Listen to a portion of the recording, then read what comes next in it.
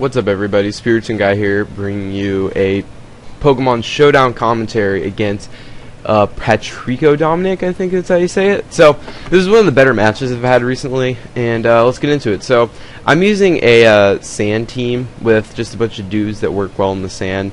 You know, Celebi is actually the Tinkerbell set, Specs, Latios, a cool Life Orb Rock Polish set I came up with for Landorus-T, as well as Gliscor with, you know, just the defensive set, and essentially defensive T-Tar, and a cool Choice Scarf Metagross, which also has that really great element of surprise, even though it's not very fast.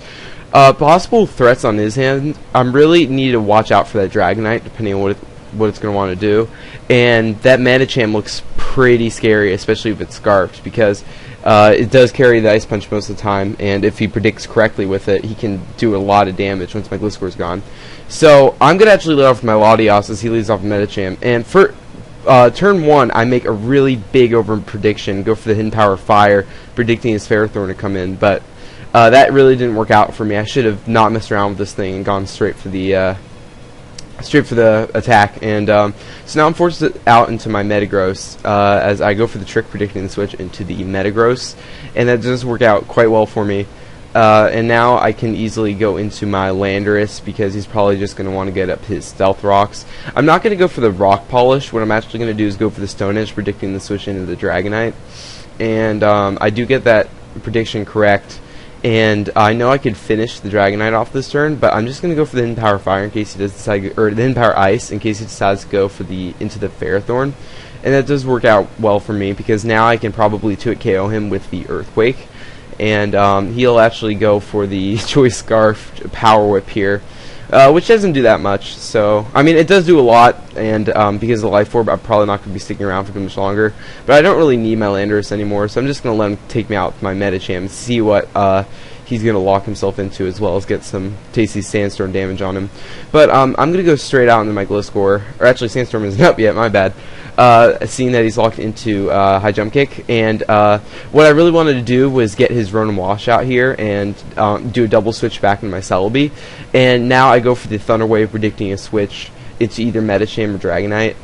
Dragonite seemed more obvious to me, but he did decide to go for the Dragonite, and now I decide to go into my Metagross, predicting maybe Dragon Move, and he actually does go for the Dragon Tail, which is interesting, because that now tells me that this is that sub T-Wave phasing kind of Dragonite that's been going around, which is kind of dangerous, but he roared me in my Gliscor. Now I can just kind of go for Ice Fang. He did go for Roost, probably maybe seeing if I had the Ice Fang, and that works out well for him. But I decided to just stay in here and play it safe and go for the Ice Fang again, which unfortunately gives him a switch into his Rotom.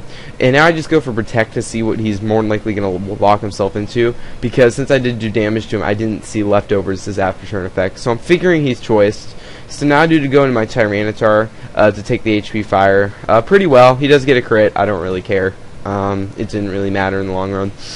He does decide to stay in here. I'm thinking what he's thinking is that I might go into my Celebi or my Metagross, and he just doesn't want that to happen for whatever reason. And he actually does continue to stay in here. Maybe he thought that I couldn't do anything to him, but my Tyranitar can handle his Rotom pretty well with Crunch. And now he's going to want to switch out of here and conserve his Rotom a little bit more, and he goes into his Tyranitar to take the Crunch, and it takes it just fine. And I can't really do anything to his T-Tar, and I'm a little bit worried about him carrying the superpower. So I do decide to go into my Metagross, as he goes for Curse, which is an interesting idea to carry on a Tyranitar. I actually have never seen that before, ever. I've seen a Curse Ferrothorn before, but I've never ever seen that. But I go for the Meteor Mash, knowing he'd probably do a lot because it's stab and super effective, but I miss as he misses the Fire Blast, so that kind of sucks.